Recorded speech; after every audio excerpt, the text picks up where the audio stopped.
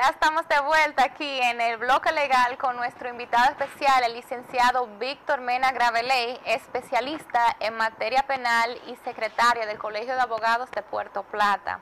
El tema de hoy que hemos estado tratando es la violencia de género, los feminicidios, la violencia contra la mujer y contra el hombre. Y la pregunta que yo le había hecho a Víctor antes de que entráramos a los anuncios era la violencia de género. O sea, ¿podría una mujer ejercer violencia de género contra otra mujer? O sea, mujer contra mujer, ¿eso es violencia de género o algún conflicto? Claro, el artículo 309, numeral 1, no se refiere en cuanto al sujeto activo, la persona que realiza la violencia, si es hombre o mujer. En cuanto al sujeto pasivo, el que recibe la violencia, desde luego es mujer. Lo establece el artículo 309 de manera clara. Es decir, que establece, o parecería que estableciera como sujeto pasivo, es decir, la persona que realiza la conducta, las violencias, de manera neutral. Yo pienso que sí, que puede ser una mujer que ejerza violencia de género contra otra mujer. Eso es posible. Eso es posible siempre cuando se dé esa relación, ese tipo de violencia de naturaleza machista. Puede haber una mujer que ejerza violencia bajo un aspecto que sea machista, bajo un aspecto de violencia de género. Y en el caso de los hombres, si un hombre ejerce violencia contra otro hombre, bueno, yo nunca he escuchado que eso sería violencia de género. Ahí siempre se aplica el Código Penal puro y simple. Pero en casos específicos, ¿se pudiera hablar de violencia de género cuando es un hombre contra otro? No, en ese caso no, porque el sujeto pasivo, la víctima en este caso, es la mujer. Lo dice claramente el Código Penal. El artículo 309, numeral 1. Sí, que es claro en cuanto a eso. Se aplica. Hace un momento estabas hablando del síndrome de la mujer maltratada. ¿Cuál es el cuadro psicológico que atraviesa la mujer después de haber sido maltratada? O sea, yo me imagino que no siempre hay un síndrome, pero ¿cuál es el cuadro psicológico? No siempre hay un síndrome, siempre cuando la mujer recibe golpes, maltrato emocional, eso combinado de manera constante y permanente por parte de su pareja o por parte de su pareja. Este es un síndrome, este es un cuadro psicológico que se crea en la mujer y que la mujer sienta que en cualquier momento pueda perder la vida. Hay tribunales que han atenuado la pena y que han excluido de pena a mujeres que, basado en ese síndrome de la mujer maltratada, han matado a su pareja, Y esto por una razón fundamental, y es que eso genera un daño psicológico y un miedo insuperable en la mujer, de que la mujer en cualquier momento sienta el miedo de que va a perder la vida por parte de su pareja. Siempre y cuando haya previamente violencias contra esta mujer de manera sistemática, de manera permanente, por parte del hombre, hay tribunales que han excluido de pena o de sanción penal a la mujer por esa situación. Hay autores que hablan de que esto es una causa de justificación, que es una legítima defensa. Yo particularmente no creo esa tendencia, esa parte de la doctrina que establece que el síndrome de la mujer maltratada es una causa de justificación, sobre todo una legítima defensa. Yo pienso que sí, que eso tiene que ver con la atenuación de la responsabilidad penal a través de la culpa, a través de la culpabilidad, es decir, un miedo insuperable, la alteración de la conciencia en cuanto a la mujer, que se podría atenuar o excluir de pena, pero no como una legítima defensa, pero sí como una alteración de la conciencia, como un miedo insuperable que pueda incidir en lo que es la culpabilidad. O sea, básicamente no se puede considerar defensa propia, pero como eso es una relación causa-efecto, si la mujer pero no sí una alteración sido, a la conciencia de la mujer. Una circunstancia atenuante, quizás. Una circunstancia atenuante o exclusión de la pena. Porque en realidad hay una relación causa-efecto. Si no hubiesen maltratado a la mujer, ya sea verbal o físicamente, ella no hubiese ejercido violencia en contra de su pareja. O sea, es una relación causa-efecto. Debido a la agresión, ella también respondió con agresión. Claro, y que eso lo lleva o incide en ella a pensar de que en cualquier momento puede perder la vida. Y en algunos casos... Y en algunos casos, y no en algunos casos, en muchos casos ha sucedido así. Pero también pudiera ser defensa propia si es que ella se siente amenazada y fue por su propio bien. Entonces en ese caso se debería descargar a la mujer. Como un miedo insuperable, o sea, un miedo que no se supera, es decir, que incide en lo que es la conciencia de la mujer.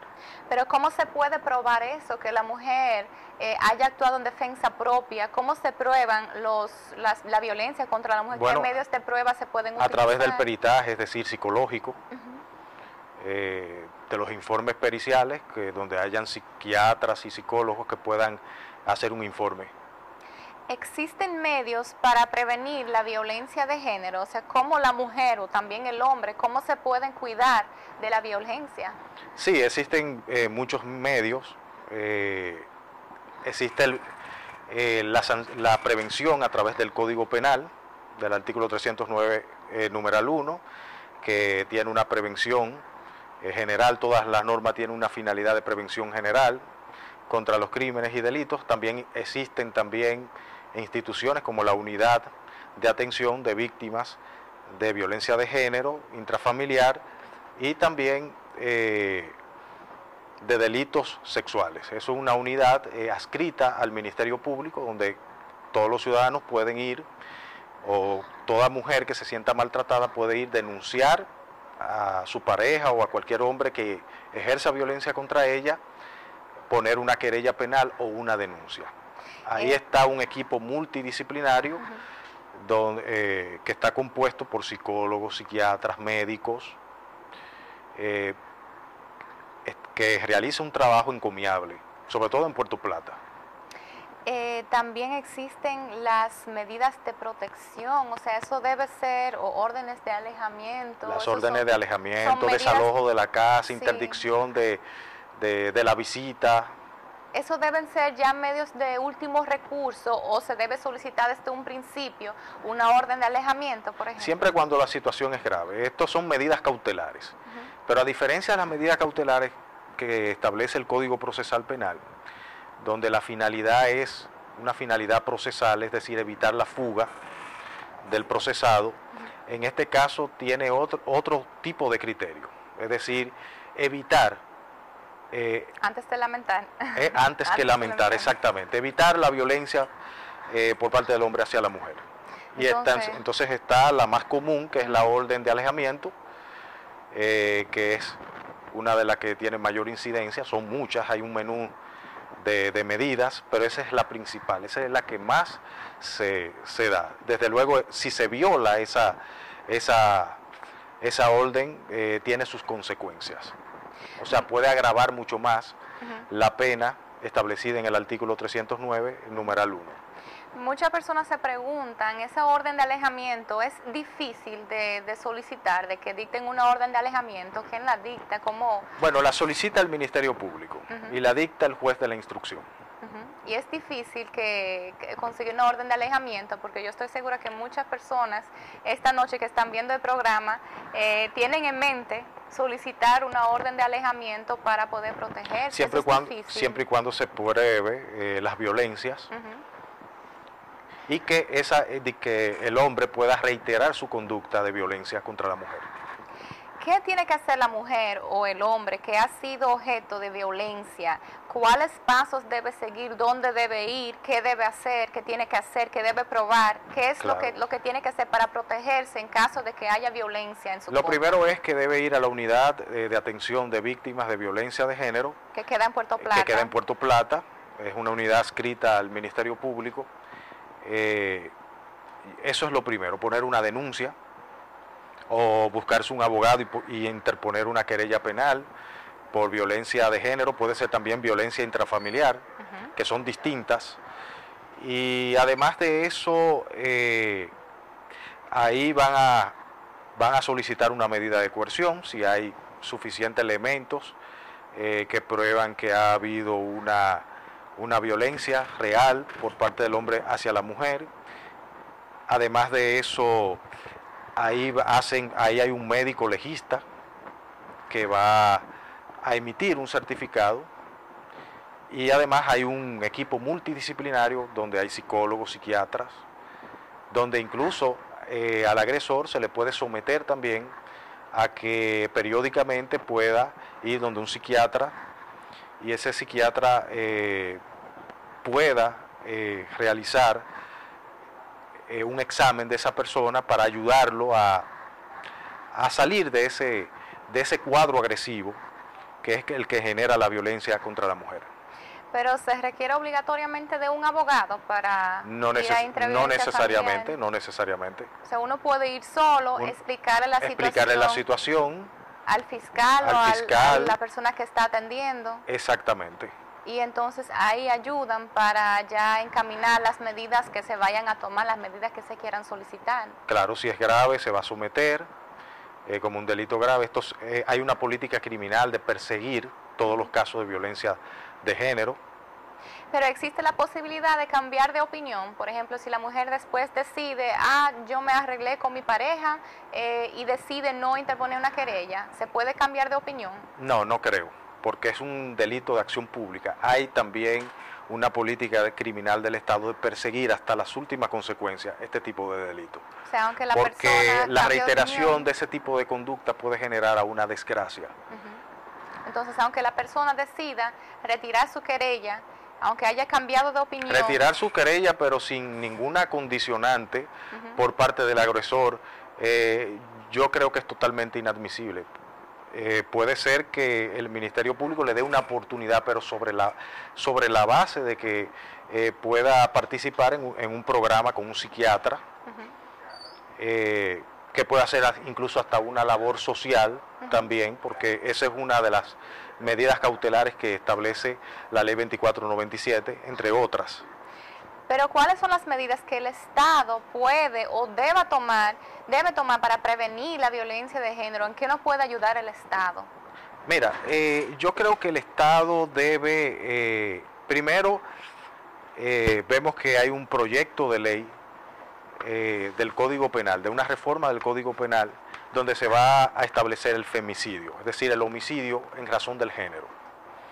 Eso es lo primero, y por ahí estamos bien, porque no se va a castigar el homicidio de género como un crimen, como un homicidio agravado, sino se va a castigar como un crimen autónomo, independiente, lo que es el femicidio. Y lo segundo es que se debe crear una ley de no discriminación contra la mujer, que sea mucho más amplio, que no abarque nada más el aspecto punitivo, sino que vaya más allá, como en España, por ejemplo, que a mediados de la primera década de este siglo, se votó una ley en España de no discriminación contra la mujer. Porque yo soy de los que pienso que lo que lleva al hombre a ejercer violencia contra la mujer es un cuadro cultural, y hay que romper con esa cultura. Y muchas veces se ha querido establecer que la mujer no es igual que el hombre de manera cultural, y hay que romper con esa cultura, hay que romper con esa lacra cultural que se ha establecido en este tipo de sociedades machistas.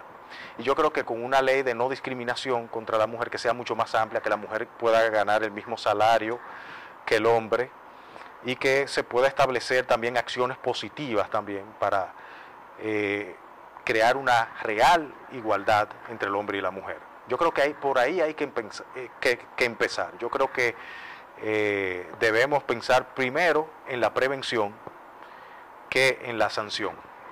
Víctor, este tema ha sido sumamente interesante y es un tema sumamente importante para nuestra sociedad.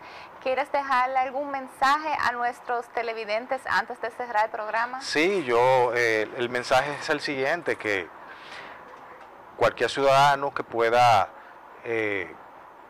informarse de violencia contra la mujer, que lo denuncie, porque hay que terminar con esa lacra que es la violencia contra la mujer. Bueno, gracias por tu presencia aquí Muchísimas esta gracias. noche. Yo creo que todo el mundo aquí la ha aprovechado. Quédense en sintonía aquí con el canal JMTV. Buenas noches.